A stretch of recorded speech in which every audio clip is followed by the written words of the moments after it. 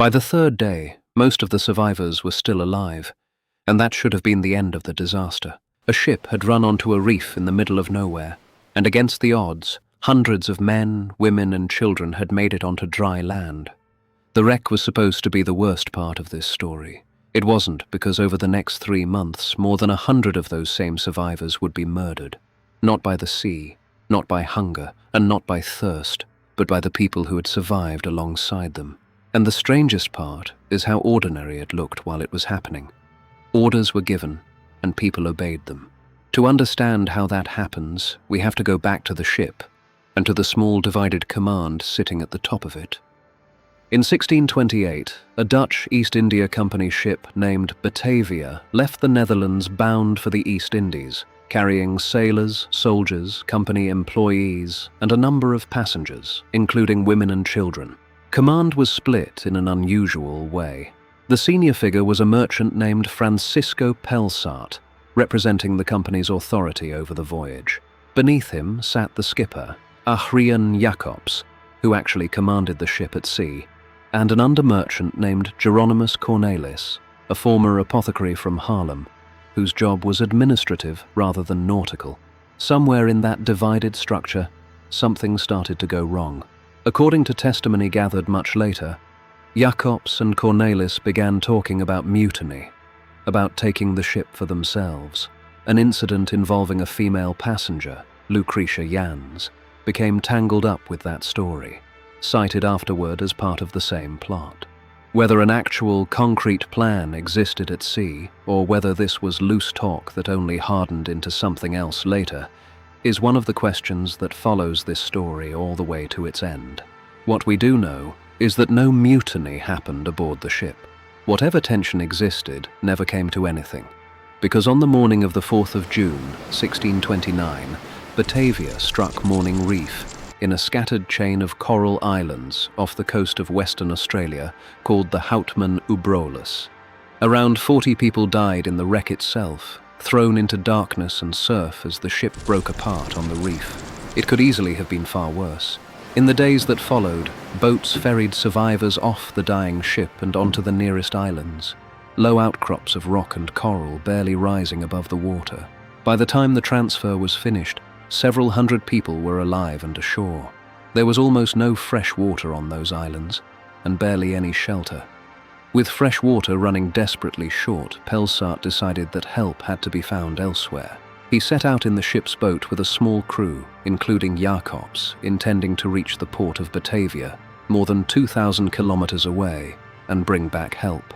That journey, across open ocean in an overloaded boat with almost no supplies, would become one of the most remarkable feats of survival in the entire story. It took 33 days, but it happened far from the islands, and while it was underway, something else was happening back on the reef, something Pelsart wouldn't learn about until he returned. With Pelsart and Jacobs gone, command of several hundred stranded people fell to whoever was left holding authority, and that was Jeronimus Cornelisz, the under-merchant. He was not made governor. He was not formally handed the colony. He was simply the most senior Dutch East India Company official still present, on islands with no law beyond whatever he could establish himself. What he did next didn't look like violence at first. It looked like management. Weapons were gathered and brought under his control. Food and water, what little there was, moved through him and the people close to him. And a group of soldiers under a man named Wiebbe Hayes was sent away from the main camp, out to a more distant island, officially to search for water. Whether Cornelisz expected them to find any is a question nobody could answer at the time. With the soldiers gone, the population left behind him was smaller and softer. And Cornelisz began building something around himself, a small circle of loyal men who carried out his instructions without asking too many questions about where those instructions were leading. The killings, when they started, didn't come as a single massacre. They came in a sequence, a few people at a time. Small groups of survivors were rowed off to other islands, told they were being resettled for their own safety, given a reason to leave that made a kind of sense at the time. Some of those groups were never seen again. Testimony gathered afterward describes people being murdered a few at a time, sometimes in front of others, sometimes quietly, away from the main camp. Men were killed for being seen as a threat. Women were kept alive under coercion. Children were not spared, and through nearly all of it, Cornelisz himself rarely held the weapon. He gave the order, and someone else carried it out. That detail matters more than it first appears. It would have been easier, in a way, if Cornelisz had simply been a man who murdered people with his own hands. Instead, dozens of ordinary sailors and soldiers, men who had crossed an ocean alongside these people, became willing participants in killing them. Something on those islands had made that possible, and exactly what that something was remains one of the hardest parts of this story to pin down. By the middle of the survivors' time on the islands, the killing had stopped being occasional and become systematic. Cornelisz's group moved between camps, culling anyone judged surplus to the food supply, anyone who might resist, anyone who knew too much about what was happening. Estimates place the eventual toll at more than 100 people, out of a population that had numbered a few hundred to begin with. There was no single moment when this became undeniable. It accumulated day by day until survival on those islands meant something very specific: staying useful to Cornelisz, staying quiet and staying out of his way. For a while, it worked. Nobody was in a position to stop him. Nobody, that is, except the men he had already sent away. Wiebbe Hayes and his soldiers had been sent to the outer islands expecting at best disappointment. What they found instead was water in natural rock wells, and enough food in the bird life and marine life around them to sustain the group. It was the opposite of the outcome anyone back at the main camp might have predicted for them. And slowly, survivors from the main islands began finding their way to Hayes as well. People who had slipped away from Cornelisz's camps, or been sent on some errand, and simply never returned to it.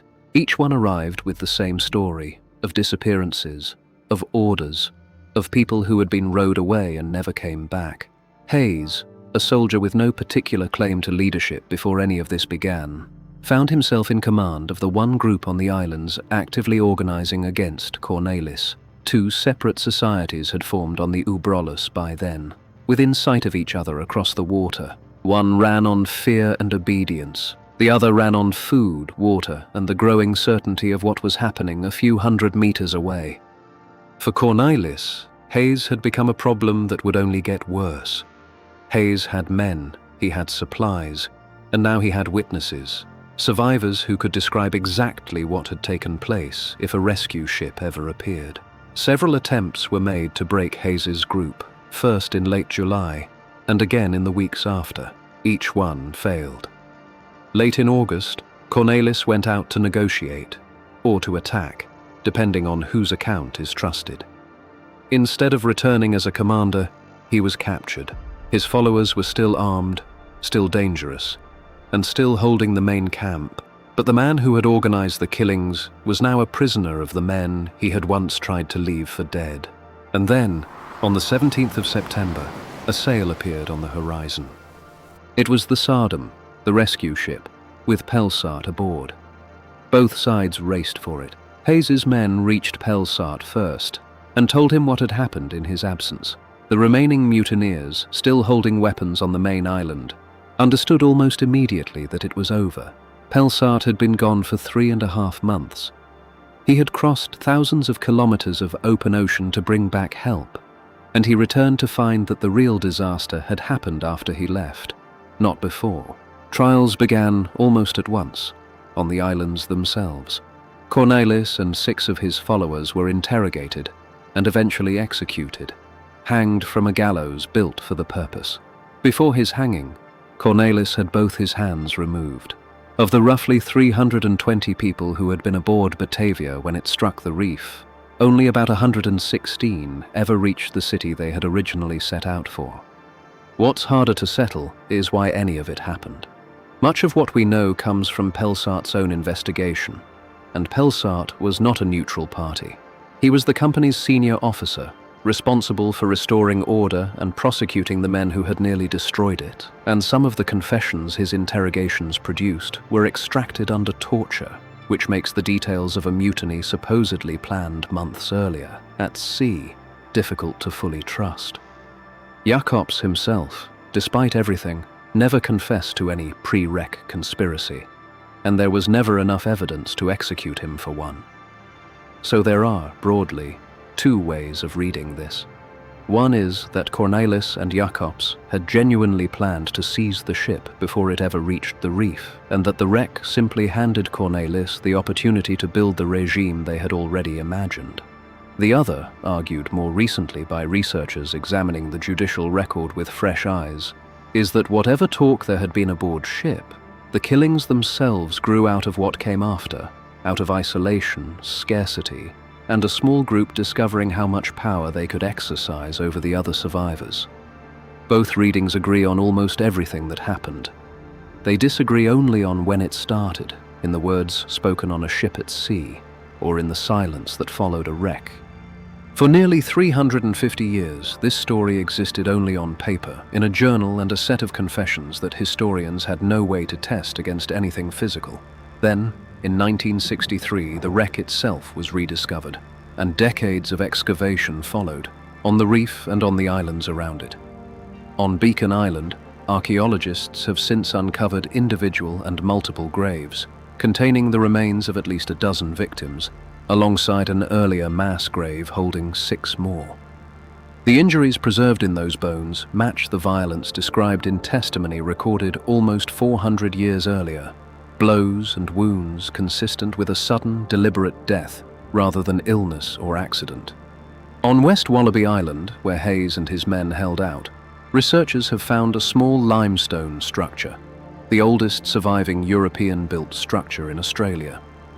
And on Long Island, a scatter of corroded iron fastenings is believed to be the remains of the gallows where the mutineers were hanged. The paper record described murders. The ground has started to confirm them. What the archaeology can't tell us is what was in Cornelisz's mind the moment he decided the first person had to disappear, whether that decision had been forming for months before the ship ever struck the reef, or whether it was born somewhere on those islands, in the silence after Pelsart's boat sailed out of sight. That question is still open. The graves are not. For more forgotten cases, famous mysteries and dark history, consider subscribing. Until next time.